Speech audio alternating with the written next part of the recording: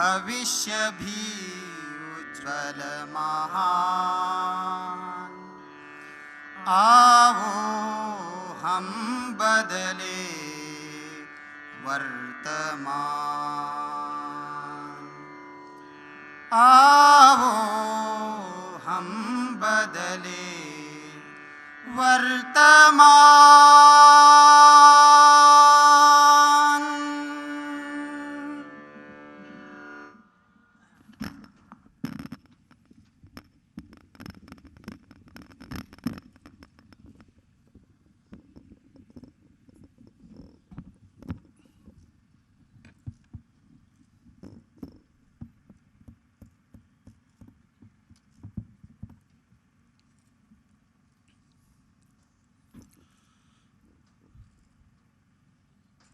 परम श्रद्धेय आचार्य महामंडलेश्वर स्वामी परमानंद गिरि जी महाराज जी, इस मंच के दोनों ओर के मंचों पर विराजमान श्रद्धेय पूज्य संतगण, उपस्थित नागरिक सज्जन, माता भगिनी, माननीय सह सरकार्यवाह जी, माननीय क्षेत्र संघचालक जी, माननीय प्रांत संघचालक जी, उपस्थित अन्य अधिकारी गण एवं आत्मीय स्वयंसेवक बंधु,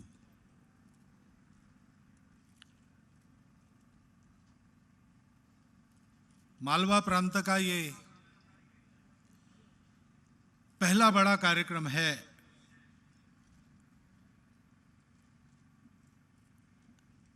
ऐसा हम कहें तो तफसील की बहुत ज्यादा गलती इसमें होगी नहीं। संघ के ऐसे कार्यक्रम चलते रहते हैं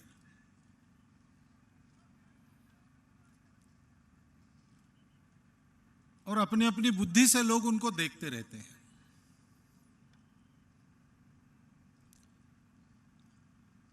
संघ कहता है हम स्वयंसेवकों का समावेश करेंगे, एकत्रीकरण करेंगे, पथ संचलन करेंगे, लेकिन लोग कहते हैं कि ये शक्ति प्रदर्शन है।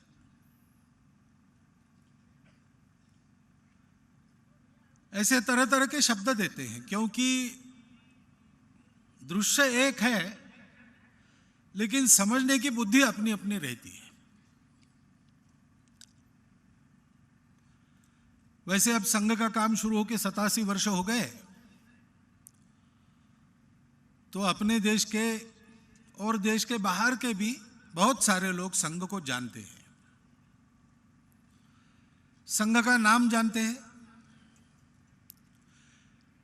जिन्होंने देखा है वो संघ के कार्यक्रम को जानते हैं, गणवेश को जानते हैं, शाखा को जानते हैं।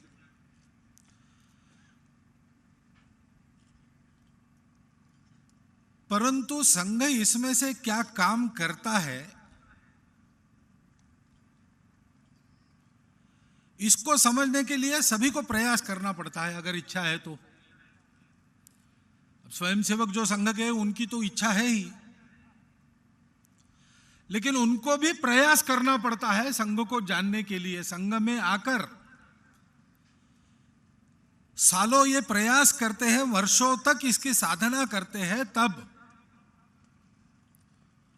संघ की कुछ कुछ समझ हम में उतरी है, ऐसा सीने पर हाथ धरकर कहने के लिए समर्थ हो जाती है। संघ के द्वितीय सरसंघ चालक थे पूजनीय गुरुजी। वो कहते थे कई बार कार्यकर्ताओं के सामने बैठक में, उनका वाक्य है कि अब गत कुछ दशकों से मैं सरसंघ चालक हूं, इसलिए संघ कार्य की थोड़ी थोड़ी समझ मुझ में आ गई है, ऐसा वो कहते थे। ये केवल कहने की बात नहीं थी, दिखावे की बात नहीं थी, नम्रता नहीं थी, वास्तव में ऐसा है। और इसलिए है कि एक तो जानने का मनुष्य का तरीका यह है कि किसी बात को समझता है तो नई बात को पुरानी बात जो जानते हैं उसके आधार पर समझते हैं, तुलना करते हैं।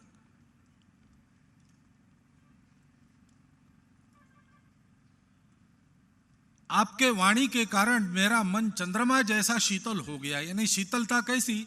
तो चंद्रमा के प्रकाश की शीतलता सब लोगों ने अनुभव की है, इसलिए अपने शीतलता की कल्पना देने के लिए उपमा का उपयोग करते हैं। लेकिन जिन बातों के लिए कोई तुलना के लिए दूसरा कुछ है ही नहीं, उसका क्या करें? संस्कृत में एक सुभाषित है, गगनम गगनाकारम। आसमान कैसा है? तुलना करने के लिए आसमान जितना बड़ा अवकाश कोई दूसरा मिलता ही नहीं, इसलिए यही कहना पड़ता है कि आसमान तो आसमान जैसा है। सागरम सागरोपमा। समुद्र जैसा दूसरा कोई बड़ा जलाशय मिलता ही नहीं तुलना करने के लिए, और इसलिए कहते हैं कि समुद्र समुद्र जैसा ही है। राम रावण योर युद्धम राम रावण योरिव। राम और रावण का युद्ध कैसे हुआ था? उसके जैसा दूसरा हुआ ही नहीं, इसलिए उसके जैसा वही था। अब संघ की स्थिति ऐसी है, संघ आज के समय में दुनिया में चलने वाले सब कामों से अलग अनोखा काम है। मैंने स्वयं संघ के कार्य के निमित्त बाहर भी प्रवास किया है,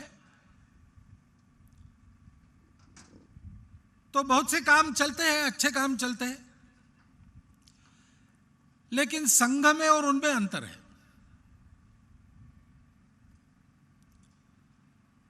अच्छा काम करने वाले लोग भी उस अंतर को समझते हैं, कई बार हमको कहते भी है।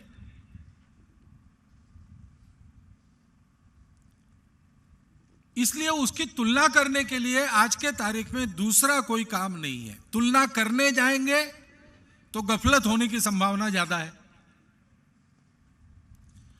अब इतने सारे लोगों को हमने इकट्ठा किया, यहां भगवा ध्वज चढ़ाया, प्रार्थना की, तो लोग कहेंगे कि ये झंडा रहता है इनका और बहुत जमावड़ा रहता है। आज छपा भी है कहीं पर संघ का जमावड़ा है करके। तो ये जमावड़ा करने वाले लोग कौन होते हैं? तो राजनीतिक दलों के लोग होते हैं। तो संघ एक राजनीतिक दल है, ऐसा मान सकते हैं लोग गलतफहमी में। आने के बाद देखा कि यहां पर कुछ बैंड का वादन हो गया, उसके आधार पर 70,000 लोगों ने यहां आके क्या किया? तो हाथ ऊपर किए, हाथ बाजू किए, फिर से ऊपर किए, नीचे कर दिए, बैठ गए और दाहिना हाथ बाएं तरफ ले गए, बाएं हाथ दाहिना तरफ ले गए और फिर से घुटने पर हाथ लेके बैठ गए स्वस्थ में। तो लोग कहते ये कोई व्यायाम करने वाले लोग, यानी कोई संघ अखिल भारतीय व्यायामशाला होगी। संघ में व्यायाम चलता है सब प्रकार, लेकिन संघ व्यायामशाला नहीं है। गलतफहमी हो सकती है। स्वयंसेवक भी कई बार लाठी काठी सीखने के लिए संघ में आते हैं, लाठी काठी सिखाने के लिए संघ नहीं है। संघ में लाठी काठी सीखते हैं लोग, ये बात सही है। इतना सुंदर यहां पर गीत हुआ, व्यक्तिगत संघ के कार्यक्रम होते ही रहते। कई संघ के गीत तो आजकल रेडियो पर भी बजते हैं। भाव अच्छा होता है, स्वर अच्छे होते हैं, गाए अच्छे जाते हैं, समाज में प्रचलित हो जाते। तो कई लोग मान बैठेंगे कि ये भाई कोई अखिल भारतीय संगीतशाला होगी, यहां सबसे गीत गवाया जाता है। संघ में गीत है, लेकिन संघ गीतों के लिए नहीं है।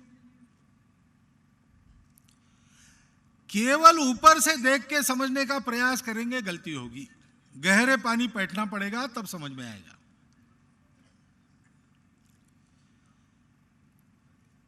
और आवश्यकता है कि संघ के कार्य को हम सब लोग समझ लें।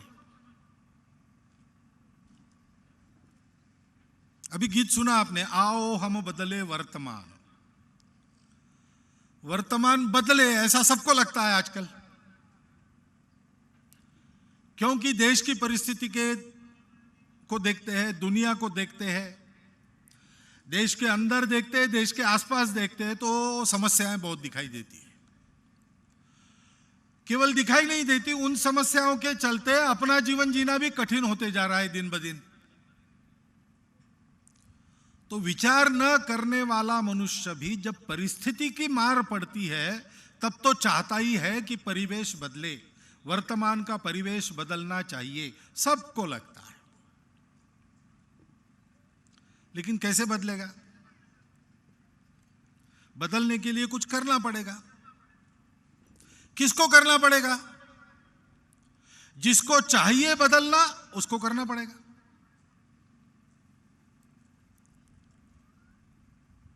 वो अगर दूसरों के भरोसे स्वयं निष्क्रिय हो जाएगा, कोई बदलेगा ऐसे मानेगा, तो ऐसा तो दुनिया में कभी हुआ नहीं, होता नहीं, होगा भी नहीं। भगवान भी अवतार लेके उद्धार के लिए तब आते हैं जब भक्तजन तैयार हो जाते हैं। जब तक वनों में हनुमान सुग्रीव ने जन्म नहीं लिया, तब तक भगवान राम वनवास में नहीं आए, धरती पर नहीं आए। धरती पर आने के बाद वनवास में आए। प्रभु रामचंद्र की पत्नी थी सीता, उसका अपहरण रावण ने किया था, लेकिन लड़ना सबको पड़ा, क्योंकि एक पत्नी के अपहरण का मामला नहीं था। वो देश में संस्कृति रहेगी कि दानवता रहेगी, इसका सवाल था। परिवेश बदलने के लिए सबको लड़ना पड़ा, तब श्री रामचंद्र लड़े। जब तक पांडव अपने अपने शस्त्र धारण कर रणभूमि में लड़ने के लिए खड़े नहीं हुए, तब तक भगवान ने उनकी मदद नहीं की, और मदद भी क्या की, केवल सारथ्य किया। भगवान भी जो अपने लिए प्रयास नहीं करते, अपनों के लिए प्रयास नहीं करते, उनके लिए भगवान भी नहीं आता। भगवान नहीं आता तो हम सरकार को बुलाते। अब सरकार को जब फायदा है तब सरकार आती है, नहीं है तब नहीं आती है। आती है तो हम बड़ी स्तुति नहीं करते कभी, लेकिन नहीं आती है तब गाली जरूर देते हैं। और देश के वातावरण में हम देखते हैं कि यह गाली गलौज का खेल चलता है। हम स्वतंत्र हुए तब से यह खेल चल रहा है। खेल दिन ब दिन जोर पकड़ता जा रहा है। खेल में बड़ा रंग आता है। ऐसे खेलों में रस लेने वालों को बहुत रस आता है, लेकिन परिवेश नहीं बदलता है। समय बीत जाता है। ऐसी गाली गलौज से कोई फायदा है क्या? अरे भाई, सरकार उत्पन्न करने वाले हम लोग हैं, जनता है, सामान्य आदमी है। तो सामान्य आदमी अपने सेवक को चुने और चुनकर उस पर ध्यान रखे, वो गड़बड़ न करे। इसलिए अगर चुनने के बाद हम ध्यान नहीं देते तो यही चलेगा। आखिर जिम्मा किसका है? जिम्मा हमारा है। जीवन किसका मार खाता है? हमारा, आपका जीवन मार खाता है। तो करना पड़ेगा तो हमको करना पड़ेगा। करने जाते हैं तो परिस्थिति बड़ी डरावनी है, उसका बहुत ज्यादा वर्णन करने की जरूरत नहीं है, आप सब लोग जानते हैं। सीमा असुरक्षित है, सीमा अरक्षित है, सच्छिद्र है।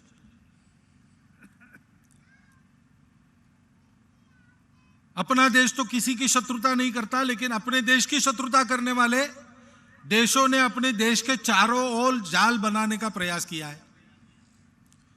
चीन को नहीं चाहिए भारत का उत्थान एशिया में, तो भारत दबा रहे, इसके लिए उसने भारत की नाकाबंदी चारों ओर से कर दी है। सब लोग जानते हैं, सब लोग बोलते भी हैं।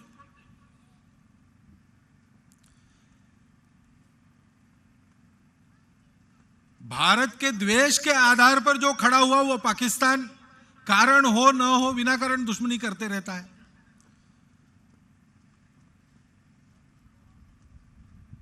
अब एक मित्रतापूर्ण भेंट के लिए उसके एक मंत्री आके गए और यहां क्या क्या बोल के गए, सबको नाराज करके गए, कारण कुछ नहीं।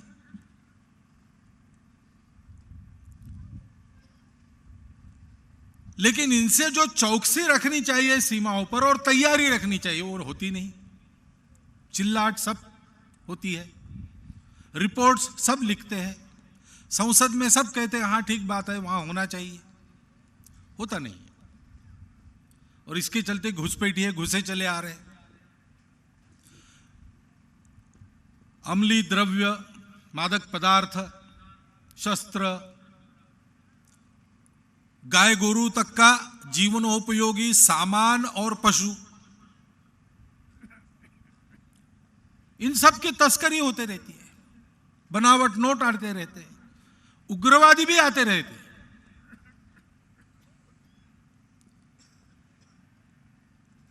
और स्वार्थ की राजनीति के चलते इसका बंदोबस्त दूर रहा। कभी कभी इनकी सुरक्षा में अपने देश के लोग खड़े हो जाते।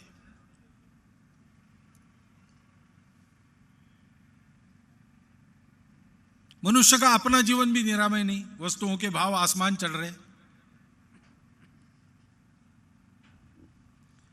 अब रोजगार कितना बचेगा इसकी भी शंका उत्पन्न हुई। अपना यहां जो रोजगार खूब धड़ल्ले से चलता था, अब वो रिटेल में एफडीआई के रूप से उस पर भी संकट आ रहा है।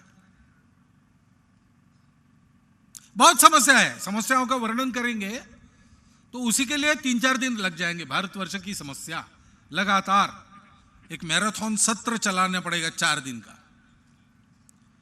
लेकिन उसकी भी चर्चा करने से क्या फायदा है?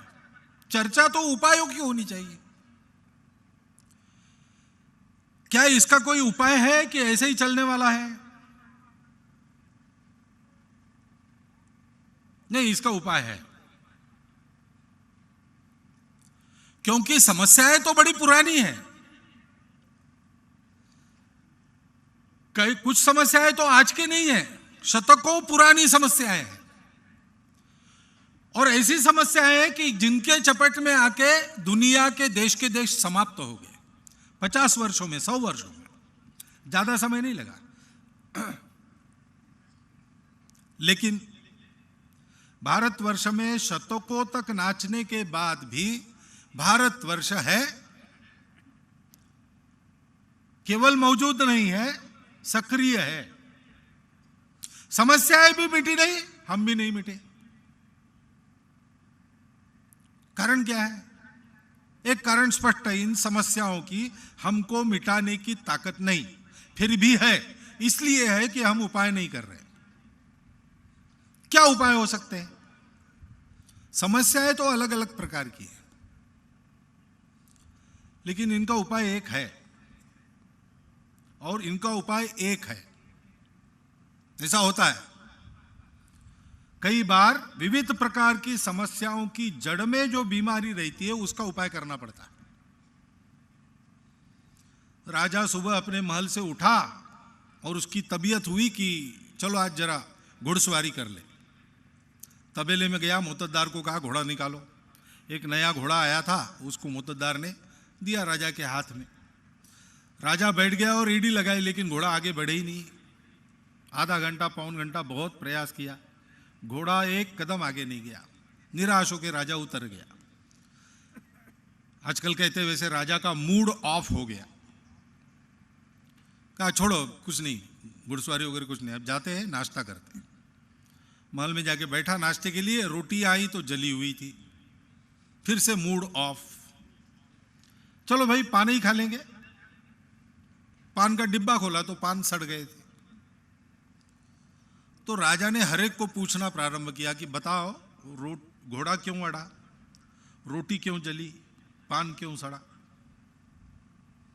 अब किसी को समझने में ना आवे कि राजा ये क्या पूछ रहा है, क्यों पूछ रहा है, इसका उत्तर क्या है।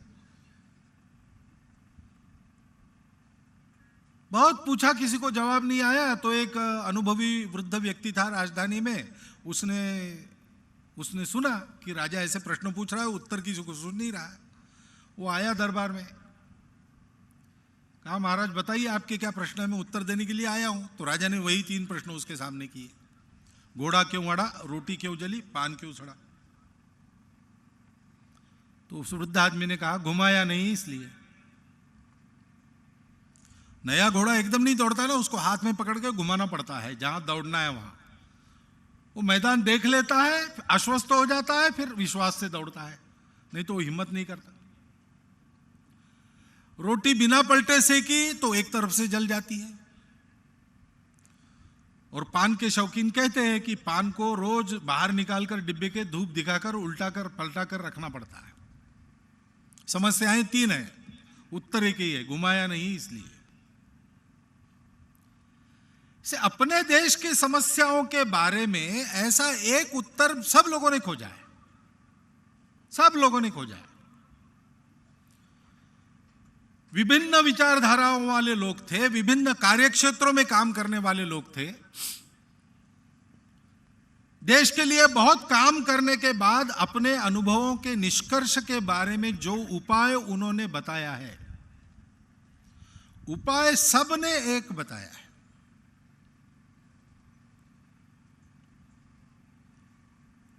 रविन्द्रनाथ ठाकुर का प्रसिद्ध निबंध है, वंग भंग विरोध आंदोलन के समय में लिखा हुआ, स्वदेशी समाज। उसके बड़े बड़े 3 प्रकरण है और 3 प्रकरणों के 3 निष्कर्ष है और मिलाकर उपाय होता है। पहले प्रकरण में वो अंग्रेजों को उद्देश्य करके कहते हैं, अंग्रेज कहते थे कि हिंदू मुसलमान एक हो जाओ, नहीं तो क्या खून खराबा होगा, और दंगे होते थे। तो रविन्द्रनाथ ठाकुर अंग्रेजों को कहते हैं कि तुम क्या समझते हो, हिंदू और मुसलमान आपस में लड़ते लड़ते एक दिन खत्म हो जाओगे? ऐसा कभी नहीं होगा। इस आपसी लट्ठालट्ठी में ही हिंदू और मुसलमान साथ में जीने का कोई रास्ता खोज लेंगे।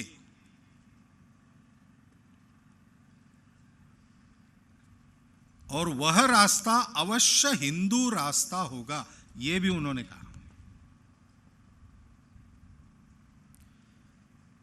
हिंदू वृत्ति के आधार पर विचार करने से सब एक हो सकते हैं। दूसरे प्रकरण के में वो कहते हैं कि लेकिन यह काम राजनीति से नहीं होगा। राजनीति करने वाले करें, लेकिन सब लोग समाज को बनाने में ध्यान दें। समाज में परिवर्तन होना चाहिए। अपने समाज के कुछ दोष है, कुछ रूढ़ियां हैं, कुछ कुरीतियां हैं, उनको निकालकर संगठित गुण संपन्न समाज बना